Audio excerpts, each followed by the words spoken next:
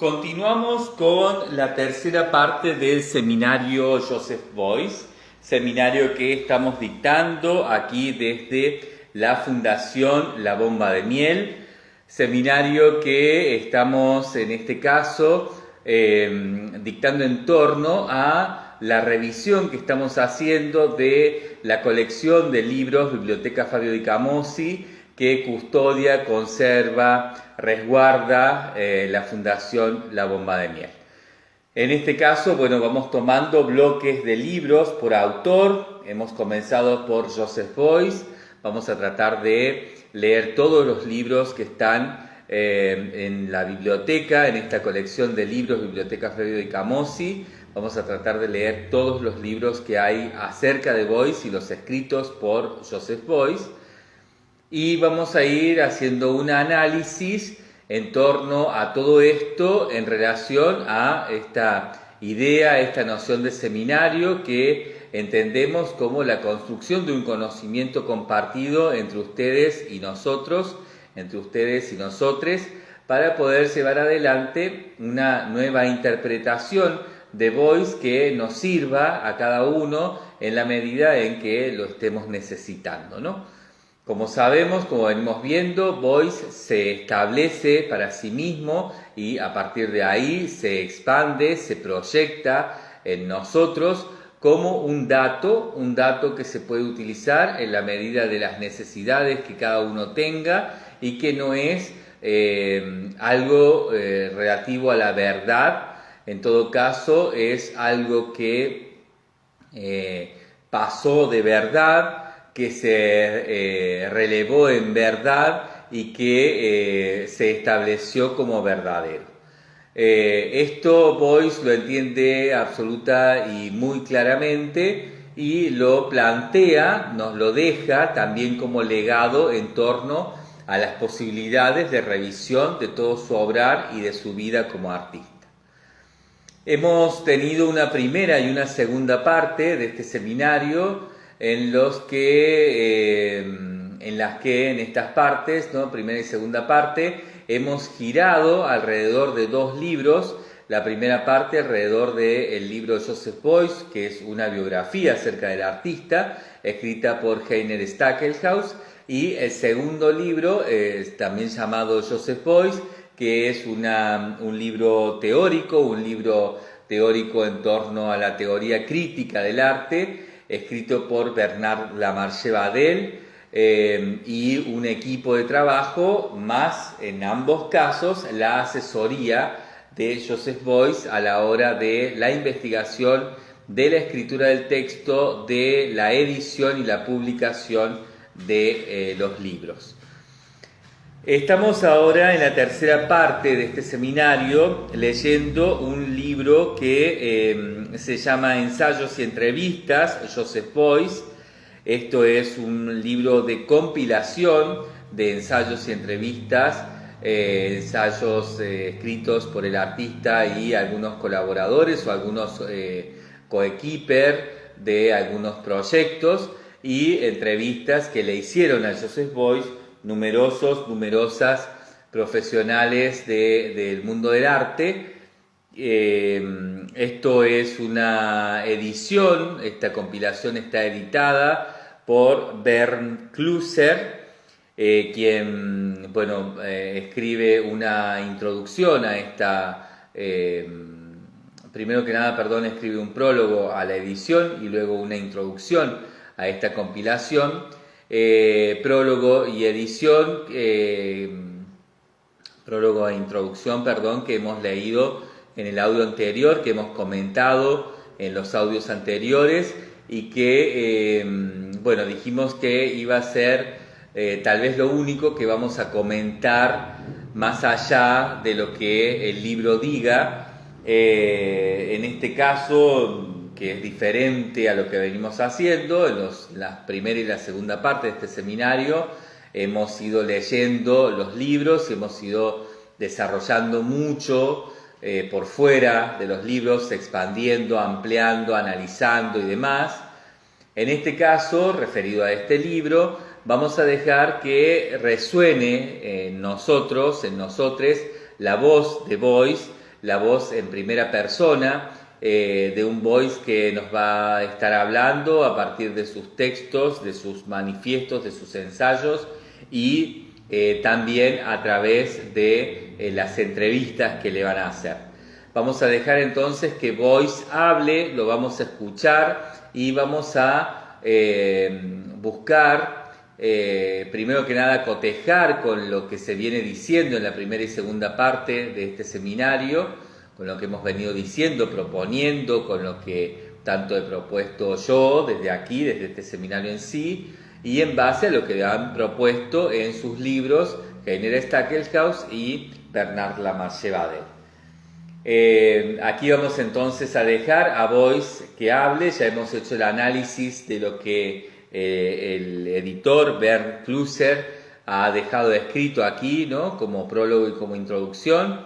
Y ahora vamos a dejar entonces que hable Voice y lo vamos a escuchar en torno a esta posibilidad de cotejar y de ver cada quien, ¿no? Cada uno, cada una de ustedes, cuáles son sus conclusiones, ¿no? Sus primeras conclusiones en torno a estas tres partes del seminario que estamos de algún modo a través de este tipo de lectura, a través de este modo, de este método de lectura de esta compilación, de este libro, ¿no? De Bernard Kluser, estamos tratando de evaluar, ¿no? A través de esto vamos a evaluar la primera y la segunda parte de este seminario, de este curso, ¿no? Aquí es cuando esto se transforma en curso, ¿no? Cuando tenemos esta evaluación que por supuesto hará cada uno de ustedes para lograr aclarar y sobre todo definir de una manera personal todo lo que se viene nombrando, diciendo, conversando, hablando y demás acerca y con Joseph Beuys. Recordemos, como siempre decimos entonces, Joseph Beuys es ese dato, ¿no? Esa problemática que sirve para uno, a partir de ahí, poder sacar las conclusiones que no sean necesarias, nos sean útiles en el momento en que las estamos sacando y que nos sirvan para algo en particular, para algo concreto. Bien, vamos entonces, sin más, a empezar con estas lecturas. Como decíamos también, estas lecturas van a ser largas. Vamos seguramente a hacer varios audios de cada una de las entrevistas. Son entrevistas en profundidad, son entrevistas extensas. Esta primera entrevista es una entrevista con Joseph Beuys hecha por Willoughby Sharp del 28 de agosto de 1969.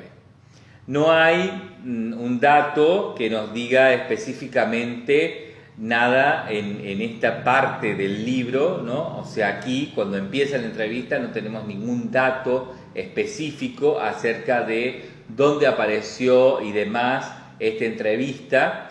Simplemente nos dice esto, ¿no? Es este título, una entrevista con Joseph Beuys por Willoughby Sharp del 28 de agosto de 1969. Al final del libro vamos a tener toda la información acerca de estas entrevistas, ¿no? Dónde aparecieron, qué tipo de documentación era, dónde está archivada esa documentación y también vamos a tener, como decíamos, una pequeña biografía o una pequeña síntesis biográfico-curricular de cada uno de estos entrevistadores, en este caso Willoughby Sharp.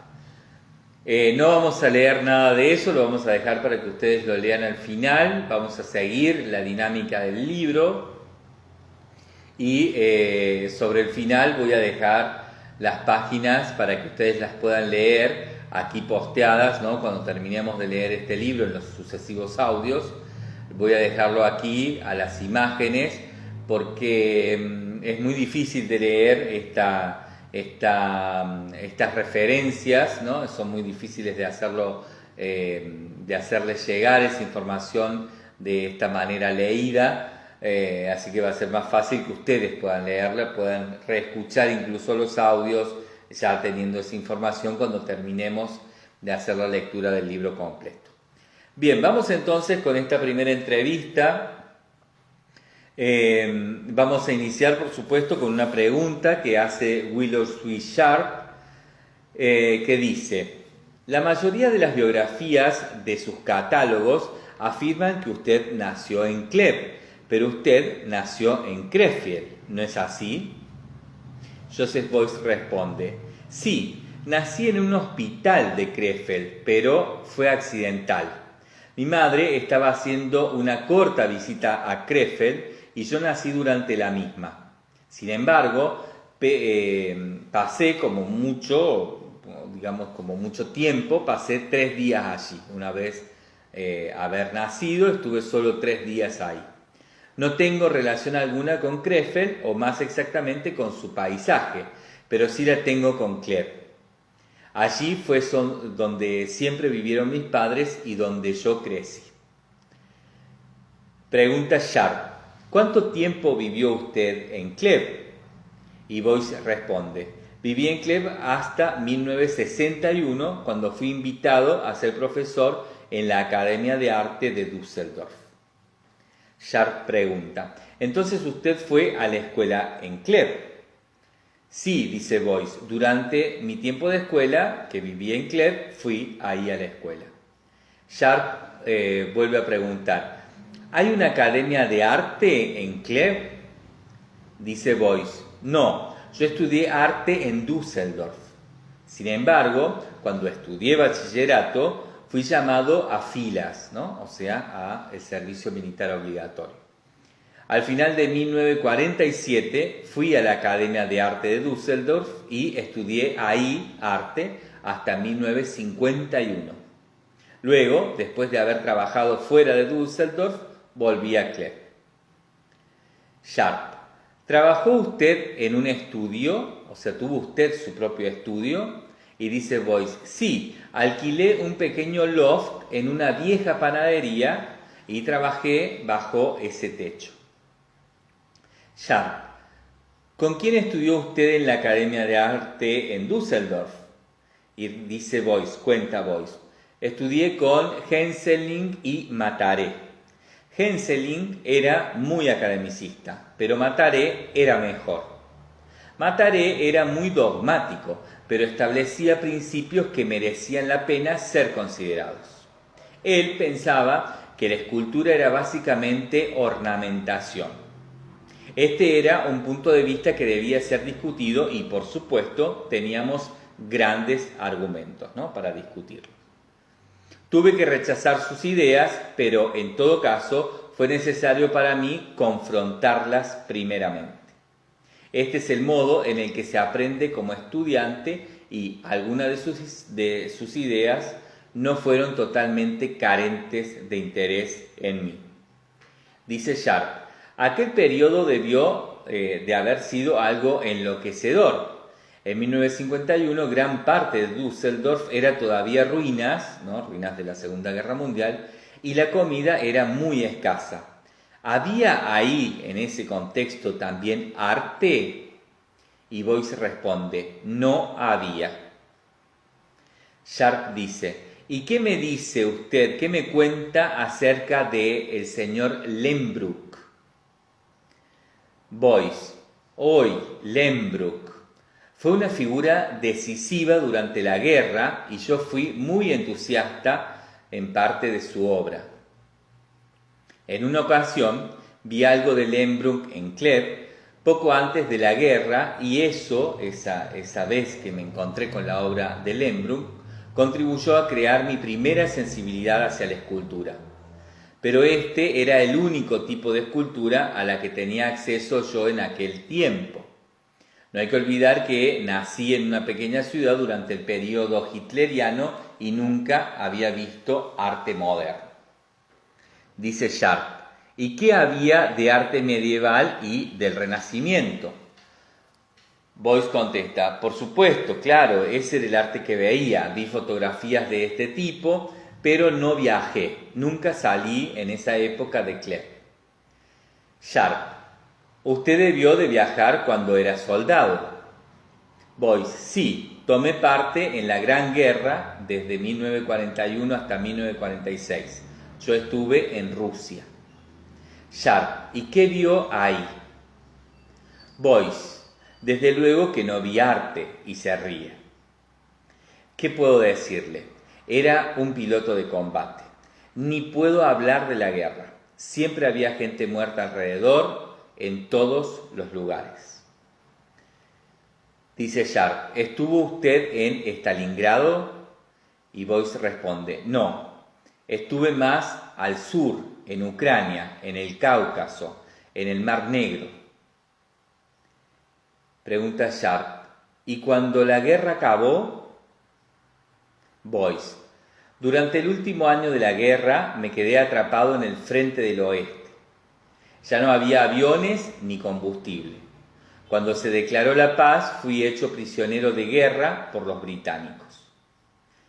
Pregunta Sharp, ¿influyó la guerra mucho en su decisión de convertirse en artista? Sí, dice Boyce.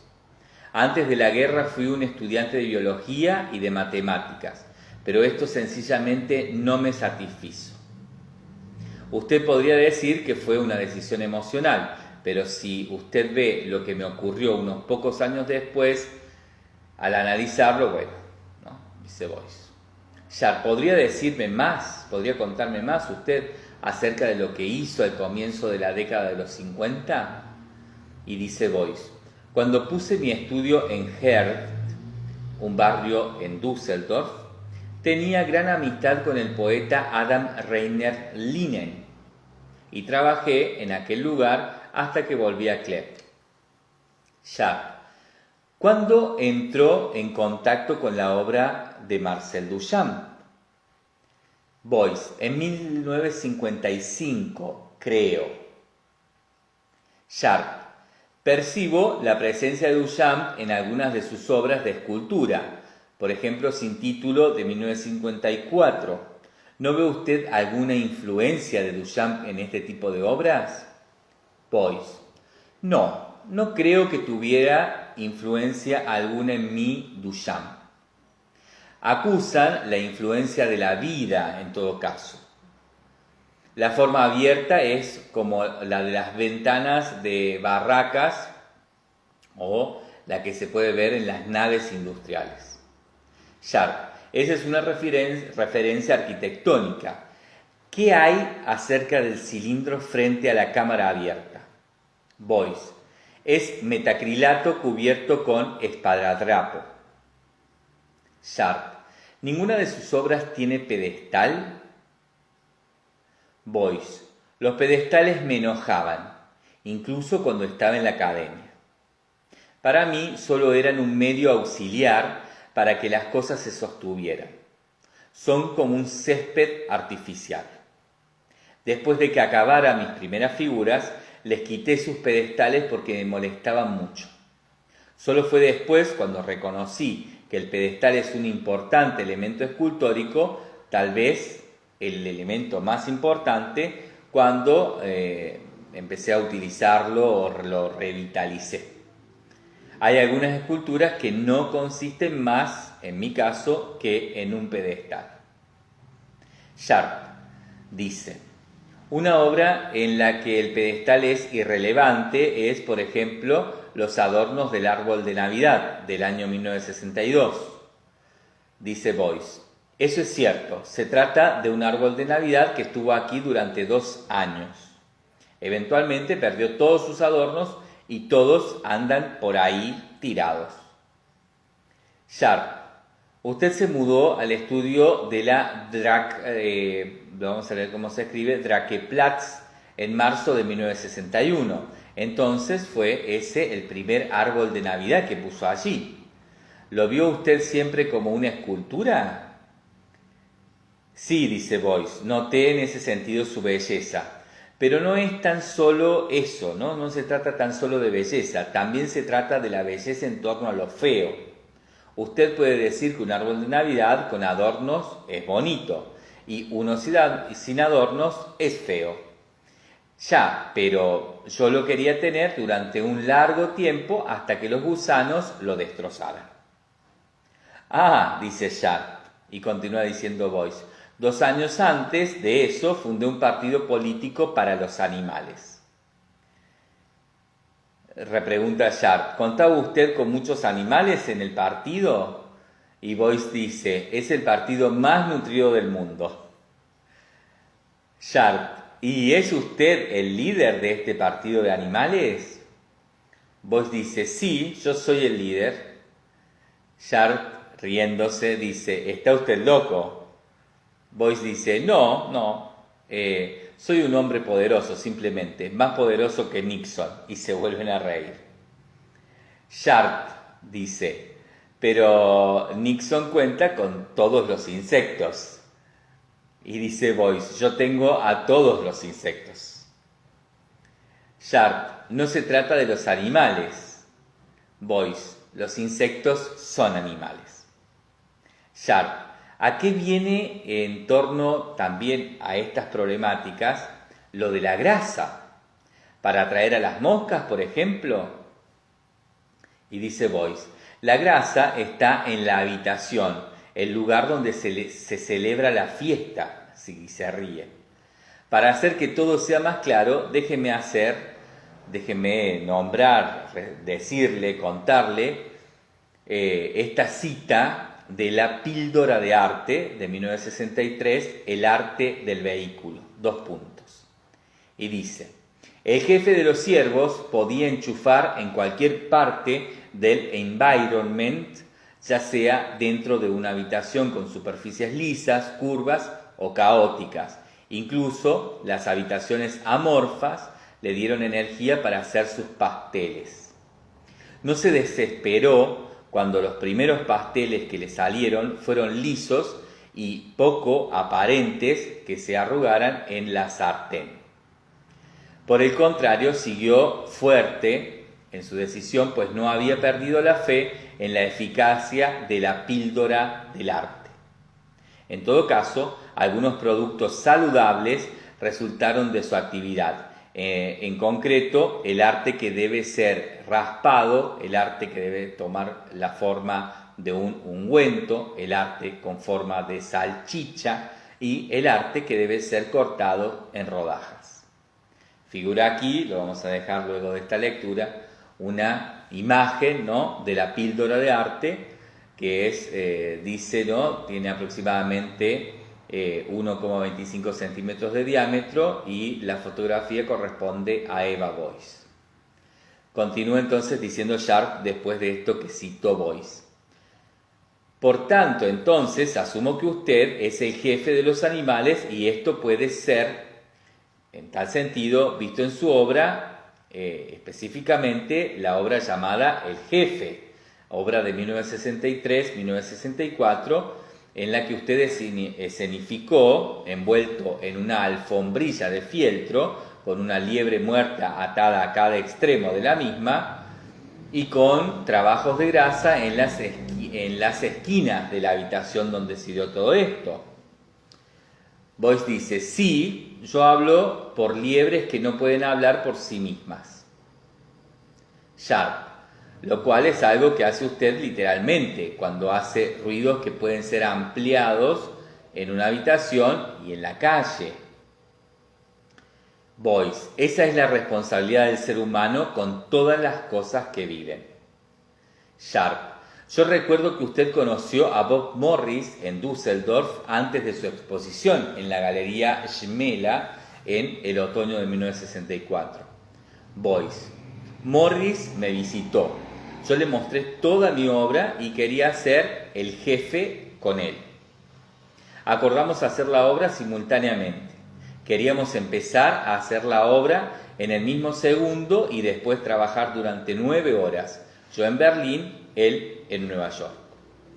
Luego de esto, en la próxima página encontramos una foto del jefe, ¿no? Una foto de la acción, dice, del 1 de diciembre de 1964 en la Galería René Bloch en Berlín, y en este caso, bueno, la fotografía es de Jürgen Müller-Schneck. La dejamos también al final de la lectura de este texto. Sharp, ¿lo hizo entonces usted a esto? ¿Realizó usted esto? Boyce, sí, yo lo hice, pero él no. ¿No? Se refiere específicamente a Morris. Morris, ¿no? Él abandonó Düsseldorf después de su exposición. Le escribí de todo, le hice un boceto en 3 dimensiones, le di instrucciones respecto al espacio y a todos los elementos que estaban implicados en la obra. Dice Sharp, parece haber bastante similitud entre el jefe y algunos trabajos teatrales de Morris, pero no puedo entender por qué no quiso hacerlo en ese momento, ¿no? Dice, en ese momento Boyce dirigió mi atención a algunas fotos de su esquina grasienta. O sea, lo dirige, no mientras está haciendo la pregunta, le señala algunas fotos y continúa diciendo Sharp, debe de haber mucha acción en esas obras para usted. Boyce dice, llama a estas obras acciones, aclara Sharp. Usted hizo muchas esquinas grasientas como parte del jefe, ¿verdad? Sí, dice Boyce, y señala con el índice, con su dedo índice, la foto del jefe de 1964, ¿no? Que estaba en la pared. Aquí hay una. Es un transmisor y yo también soy un transmisor. Ambos son sucesos escultóricos. Este es un concepto muy importante para mí. Si yo produzco algo, yo transmito un mensaje a alguien más. El origen del flujo de información no viene del tema, sino del yo, de la idea. Aquí hay una frontera entre la física y la metafísica. Esto es lo que me interesa de esta teoría de la escultura. Que una liebre corra de una esquina de una habitación a la otra. Considero que una liebre puede adquirir más conocimiento del desarrollo político del mundo que un ser humano. De este modo, quiero decir que algunos de los esfuerzos elementales de los animales deben ser añadidos al pensamiento positivista que prevalece hoy en día. Quiero elevar el estatus de los animales al de los seres humanos, ¿no? Una igualdad. Dice Sharp, su cofre de hierro, ¿no? Una obra de Boyce, cofre de hierro con 100 kilos de grasa y 100 bombas de aire, desmanteladas, ¿no? Leo de nuevo, perdón. Cofre de hierro con 100 kilos de grasa y 100 bombas de aire desmanteladas, una obra de 1968, es una parte de sus series de esquinas grasientas, ¿verdad? Boyce responde, es la etapa final de la acción. Se trata de una etapa que incorpora un muy complejo conjunto de conceptos. El cofre de hierro con forma de una cruz partida por la mitad se encuentra en el centro de un sótano. Se trata de una pieza de escultura que contiene tanto grasa como bombas de aire. La grasa encarna la masa, un principio positivo, y las bombas de aire un vacío, es decir, el principio negativo. Todas las bombas de aire están rotas. Hay un letrero clavado en el exterior del cofre que indica su contenido, que es 100 kilos de grasa, 100 bombas de aire. Luego, en la próxima página, vemos una imagen de una obra de Boyce que se llama Masa vacía, grasa, del año 1968, una fotografía de Angélica Plattern, que también vamos a dejar después de este audio para que ustedes puedan ver. Continúa entonces el texto y nos dice, en este caso Sharp nos cuenta, ¿no?, entre paréntesis, que Boyce le señala bruscamente otra fotografía, ¿no? Set 3, esta fotografía, ¿no?, muestra una obra que se llama Set 3 y dice, está compuesto por 9 elementos iguales hechos de capas de fieltro, coronadas por una plancha de cobre del mismo tamaño. tienen una relación con la habitación que es muy difícil de definir. Estas llenan el espacio, pero yo no estoy interesado en el aspecto físico de llenar. Quiero que la obra se convierta en un centro de energía, igual que una central nuclear. Aquí de nuevo nos encontramos ante el mismo principio, 2 puntos, transmisor y receptor. El receptor es el mismo que el transmisor, solo que en este caso en fieltro. El espectador está representado por el fieltro, es igual que el programa. Se trata de una identificación del transmisor y el receptor. Actualmente hay 2 elementos, 2 puntos, la grasa y el fieltro, continúa diciendo Boyce, que se encuentran estrechamente relacionados. Ambos, estamos hablando de en ese actualmente, ¿no? Estamos hablando del año en que se realiza esta entrevista.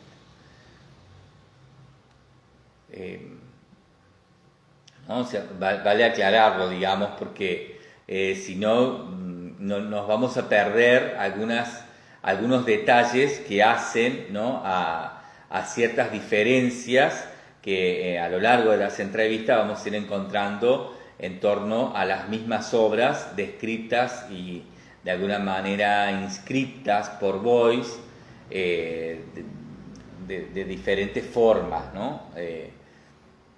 Entonces esto hay que señalarlo, ¿no? Es cuando Boyce habla del hoy, ¿no? Está hablando en este caso, bueno, del año 1969, que es cuando está hecha esta entrevista, ¿no?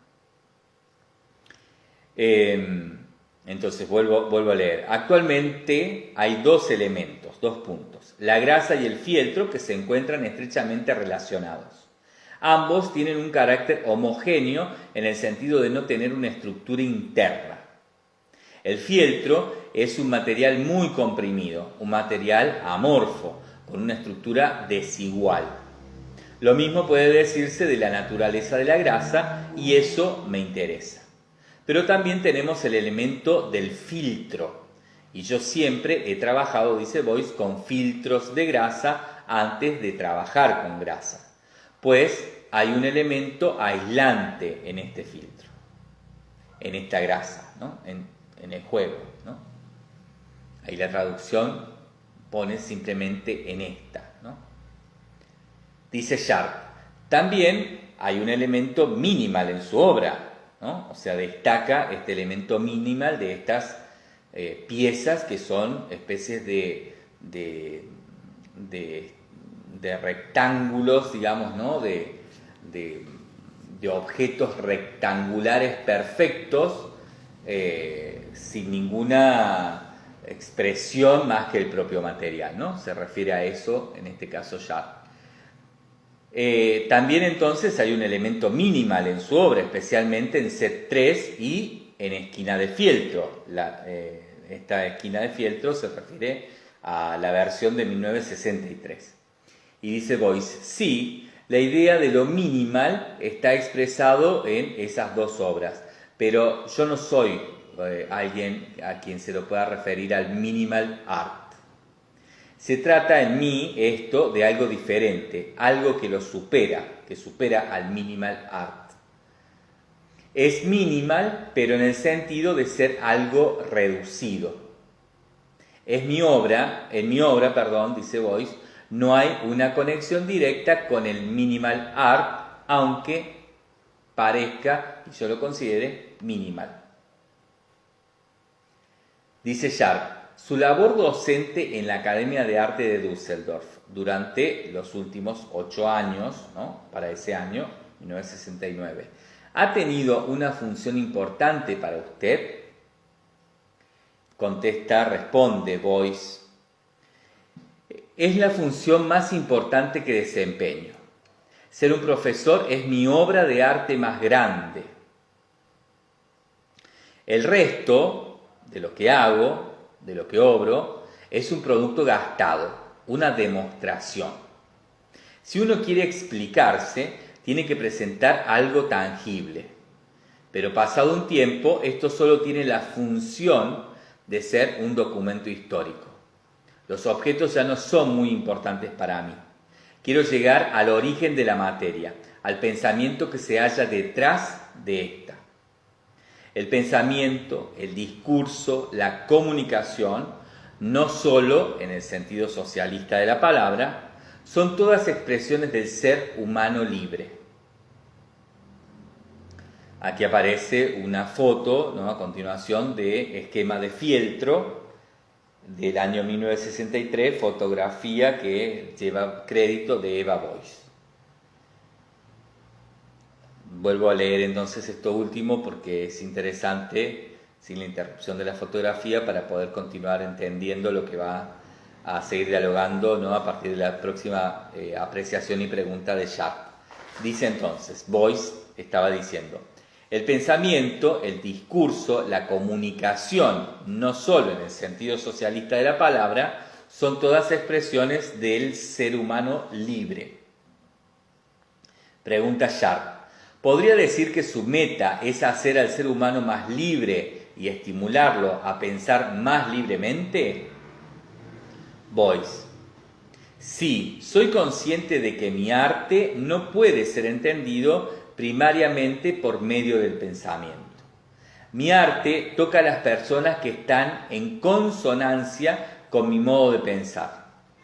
Sin embargo, está claro que la gente no puede entender mi arte solo mediante un proceso intelectual, pues no hay ningún arte que pueda ser vivenciado de ese modo, ¿no?, de este modo intelectual. Yo digo vivenciar, pues esto no es equivalente a pensar. Se trata de algo más complejo que incluye ser movido subconscientemente, ¿no?, movido subconscientemente por la obra, ¿no? O sea,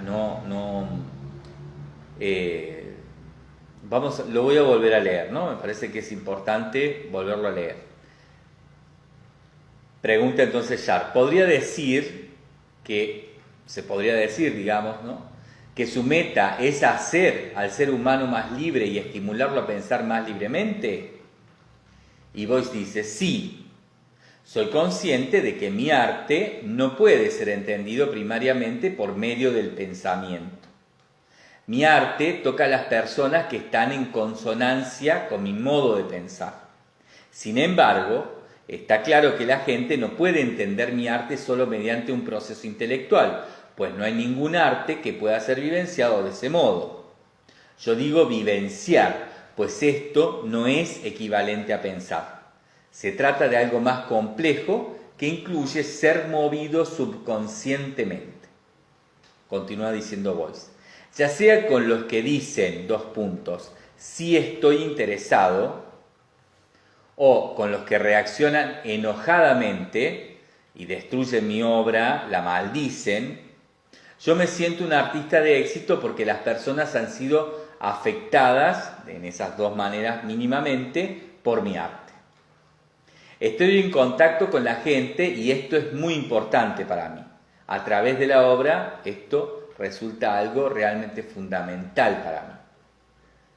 En nuestra época, el pensamiento se ha convertido en algo tan positivista que la gente solo aprecia aquello que puede ser controlado por la razón, lo que puede ser utilizado, lo que hace avanzar en la carrera. La necesidad de cuestiones que van más allá de aquello que ha aniquilado nuestra cultura. Como la mayoría de las personas piensan en términos materialistas, no pueden entonces entender mi obra. Esta es la razón por la que considero necesario presentar algo más que meros objetos. Para hacer que la gente pueda empezar a comprender, en este caso, ¿no?, que el hombre no es solo, que el ser humano no es solo un ser racional, sino que es mucho más, ¿no? Dice Sharp: ¿qué puede hacer un escultor en torno a esta situación? Y Boyce responde: la escultura debe plantearse obstinadamente, ¿no?, la disciplina de la escultura debe plantearse obstinadamente las premisas básicas de la cultura dominante. Esta es la función de todo arte que la sociedad está siempre intentando suprimir. Sin embargo, es imposible suprimir. Es imposible suprimir esto, ¿no? Sin embargo, vuelvo a decir, ¿no? Incluso los políticos se están dando cuenta de esta cuestión. El arte, con sus nuevos conceptos, con sus escuelas, incluso con sus grupos revolucionarios, dice Boyce, tiene ahora una vitalidad enorme por todo el mundo. La gente está empezando a darse cuenta de que el espíritu creativo no puede ser sojuzgado.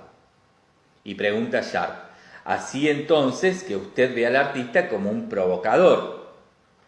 Y dice Boyce, provocador, sí, provocador, exacto. Provocar significa evocar algo. Haciendo una escultura con grasa o una pieza de arcilla, estoy evocando algo.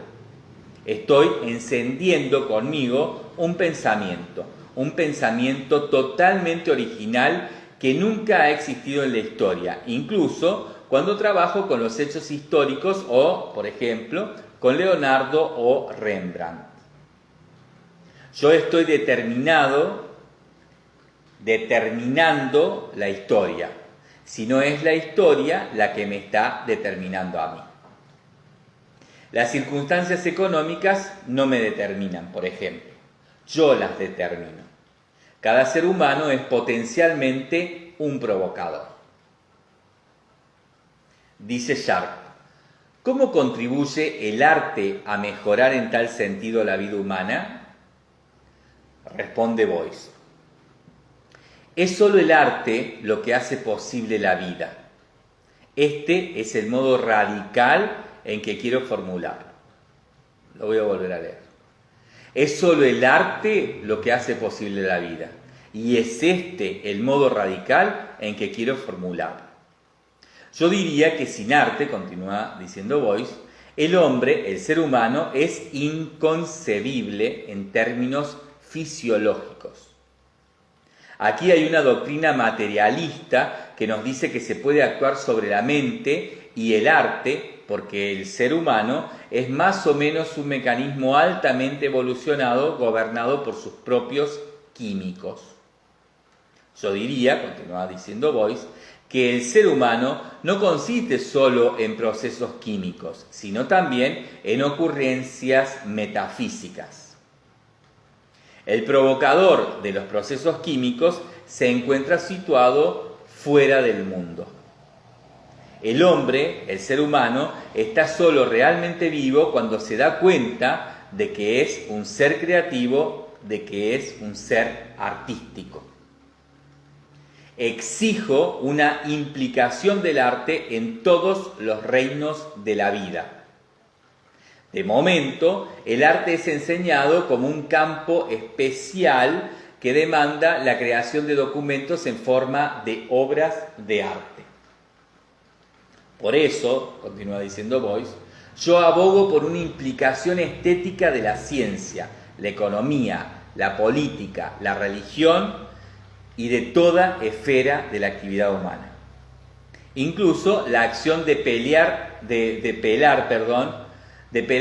una patata, una papa, puede ser una obra de arte si es un acto consciente en tal sentido, en tal dirección. Sharp, ¿a qué artistas se encuentra usted cercano? Dice Boyce, me encuentro cercano, por ejemplo, a John Cage. Esos conceptos no le resultan a él tan lejanos, ¿no? O sea, comparten estos conceptos. Dice Sharp, ¿y qué hay de los nuevos escultores italianos, por ejemplo, como Mario Merz o los escultores americanos como Richard Serra? Dice Boyce, sí, me siento cercano también a ellos, porque son contemporáneos a mí, pero no me siento cercano en torno a que sienta que esas cosas hayan sido hechas ya. O sea, no se siente cercano por similitud, ¿no?, en torno a un parecido. Quizá, continúa diciendo Boyce, la razón por la que me gustan más Cage y Nam June Paik, o sea, John Cage y Nam June Paik, es porque ellos son el punto del origen.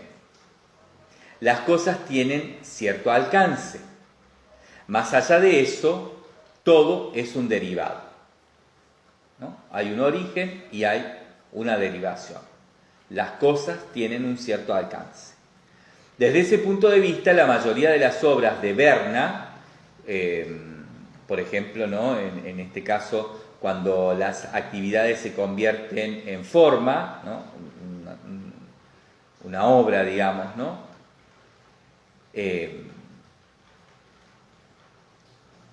Son obras tardías, dice Boyce, ¿no? Estoy tratando de ver si hay alguna nota sobre esto, pero no lo hay. Así que no voy a aclarar yo nada respecto a Berna y demás, lo dejamos ahí.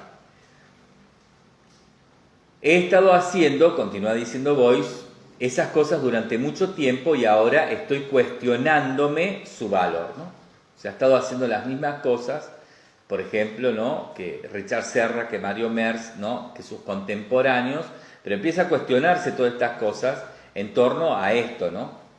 A que, por ejemplo, John Cage y Nam June Paik son un punto de origen desde donde las cosas van a tener cierto alcance en su desarrollo y que desde ahí van a ser simplemente un derivado, ¿no? Simplemente y no tan simplemente, ¿no? En el caso de Boyce. Él se está cuestionando, dice entonces, el valor de todo esto. Sharp pregunta, ¿qué piensa usted de la obra de Mike Heiser? También le pregunta, ¿no? Acerca de qué piensa de la obra de Denos Oppenheim, de Robert Smithson, de Kate Sonnier. Y Boyce responde, no conozco muy bien su obra, pero hablé con Bruce Nauman en Berna, ¿no? O sea, no conoce la obra de estos artistas, no la conoce muy bien, y agrega, ¿no? A Bruce Nauman, que no ha preguntado específicamente Sharp acerca de él, pero agrega, ¿no? A Bruce Nauman, que ha conocido en Berna, ¿no? Continúa diciendo Sharp, ¿no? Le repregunta. La obra de Neumann, ¿comparte con la suya una misma sensibilidad? Referido, ¿no? A la obra de Naumann. Dice Boyce, sí, pero me parece difícil de definir porque no sé cuáles son las intenciones de Naumann. Confiero gran importancia a las intenciones y entonces no logro poder definir. No sé nada de los procesos mentales de Naumann, pero puedo decir que sus obras miran más cerca mi arte que las que hacen otros de los que usted nombró. Sharp dice, entonces, usted no tiene contacto muy habitual con las obras de otros artistas. Y Boyce responde, es raro que vaya a exposiciones, no es algo que haga comúnmente. Y también es raro que lea periódicos.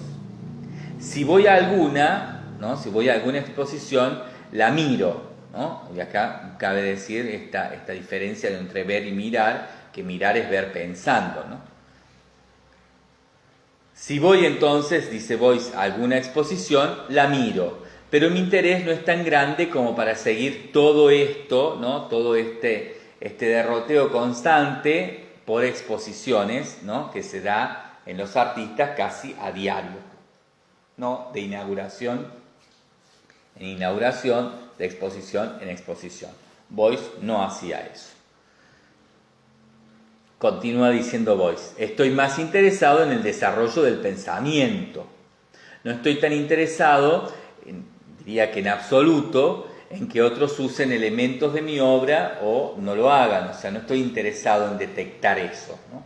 Ni tampoco detectar si yo uso elementos que otros están utilizando, ¿no? Como en este caso, que bueno, le ha preguntado Sharp, ¿no? Le hizo la pregunta, digamos, sobre Richard Serra, por ejemplo, que utiliza el fieltro, o Mario Merz, que, bueno, trabaja con los materiales pobres, digamos, muy similares, algunos materiales incluso iguales, ¿no?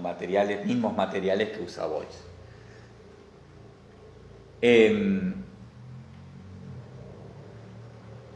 Dice Sharp, ¿no? Le pregunta, entonces le repregunta sobre esto.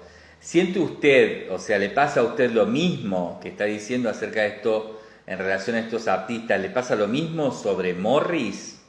Y Boyce dice, sí, pero me quedé un poco sorprendido cuando Morris comenzó a trabajar con fieltro, ¿no? Ahí le pica, ahí sí, o sea, Sharp sabe, ¿no? que Boyce hace una generalización de que no le importa si otros usan sus materiales y tampoco le importa usar los materiales de otros, y que por eso, por esas razones, no hay necesariamente similitudes y tampoco hay cosas compartidas, ¿no? Simplemente, bueno, usan los mismos materiales, ¿no? Ahora, en el caso de Morris, dice sí. Ahí me hizo ruido, ¿no? Dice, me quedé un poco sorprendido cuando Morris comenzó a trabajar con fieltro. Sin embargo, no pude decir nada.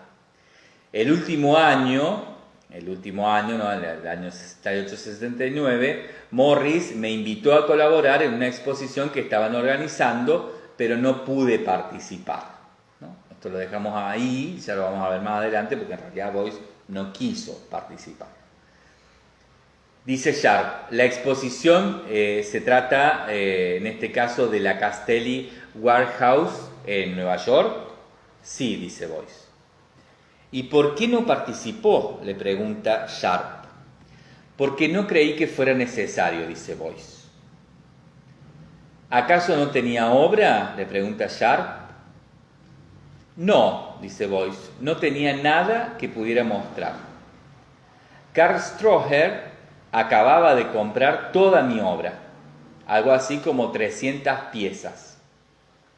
Sin embargo, pensé que podía hacer algo para estas, ¿no? Para ese momento, en torno de esas piezas, estaba trabajando sobre eso. Y pensó, ¿no?, que con esto podría tal vez, ¿no?, se refiere que tal vez con esto podría haber participado con algo de todo esto que estaba preparando con Stroher, que había comprado toda su muestra, ¿no? Pero, continúa diciendo Boyce, después de que pensé esto y lo planteé, algunas personas me dijeron que estuvo bien que no participara, porque la exposición no fue realmente muy buena, ¿no? Boyce pinchudo, ¿no? Un Boyce que juega fuerte, ¿no? Cuando juega sus cartas en torno a ciertos... al cobro de ciertas deudas pendientes, siempre juega fuerte. Dice Sharp, veo que tiene usted una gran resistencia a organizar exposiciones, ¿no?, a participar, a organizar, a hacer exposiciones. Sí, dice Boyce, siempre fui muy reacio a las exposiciones, porque para mí la exposición es algo que ya está muerto. Cuando sucede, está muerto. Es algo que solo me esfuerzo a mí mismo a hacer, porque es necesario que lo haga, pero no necesariamente quiero hacerlo. Yo solo hago exposiciones cuando no me queda más remedio, ¿no? Cuando no me queda más remedio que hacerlas. Sharp. Eso explica por qué usted solo hizo 2 o 3 exposiciones durante su asociación de 10 años con Alfred Smela, ¿no? Recordemos que Alfred Smela es el propietario y propulsor, además de arte, ¿no? O sea, un gran gestor, podríamos decirlo en términos de hoy, ¿no?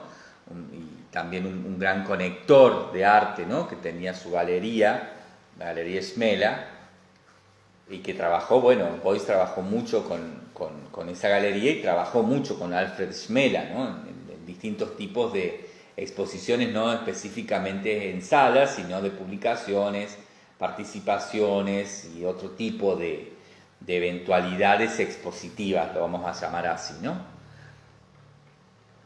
Vuelvo entonces a la pregunta de Sharp. Eso explica, ¿no?, esto de que Boyce dice, no hago exposiciones, no me gusta hacer exposiciones, y cuando las hago porque no me queda otra, ¿no? No tengo alternativa, las tengo que hacer sí o sí, y bueno, las hago, pero si no, no las haría. Sharp entonces le pregunta, eso explica por qué usted solo hizo 2 o 3 exposiciones durante su asociación de 10 años con Alfred Smela. Y Boyce dice, sí, seguí rehusándome a hacer una exposición hasta que alguien como Alfred Smela me convenció de que era algo absolutamente necesario. Sharp pregunta, ¿es esta una reacción contra el materialismo en general, ¿no?, esto de no querer hacer exposiciones, o se debe al hecho de que la demanda que ocurre, ¿no?, que le demandan más obras de lo que usted viene haciendo, ¿no?, de lo que usted venía haciendo, por ejemplo, hasta 1967? Y Boyce dice, bueno, es un poco de las dos cosas. La gente se está haciendo más exigente y también más dura. Me sentí muy contento cuando Stroher se lo llevó todo, ¿no?, cuando Stroher le compró todo lo que tenía. Las cosas necesitan un espacio y nunca quise coleccionar mis propias cosas. Prefiero las paredes vacías. Sharp dice, usted ha estado trabajando durante 20 años y solo recientemente la gente ha empezado a valorar lo que ha realizado. Boyce responde, este es un fenómeno bastante reciente, ¿no?, es algo que me está pasando recién ahora. Hace 10 o 15 años la gente se mofaba de mí y decía, Boyce está loco. Sharp, sí, recuerdo cuando visité Düsseldorf en el año 1957 que no había más que 1 o 2 artistas que lo defendieran, ¿no? El resto decían, Boyce está loco. Ahora, ¿no?, 1969, todo ha cambiado. ¿Qué piensa usted, Joseph Boyce, ¿no?, le pregunta Sharp, de esta situación actual en el contexto del arte, ¿no?, de su presencia así, ya no como un loco, sino como alguien respetado en el contexto del arte? Dice Boyce, creo que la clave de la cuestión es que mi obra está llena de conceptos que no se originan en el desarrollo oficial del arte, sino en conceptos científicos. Ya sabe usted que, para empezar, yo quise ser científico. Sin embargo, me di cuenta de que la estructura teórica de las ciencias naturales era muy positivista para mí.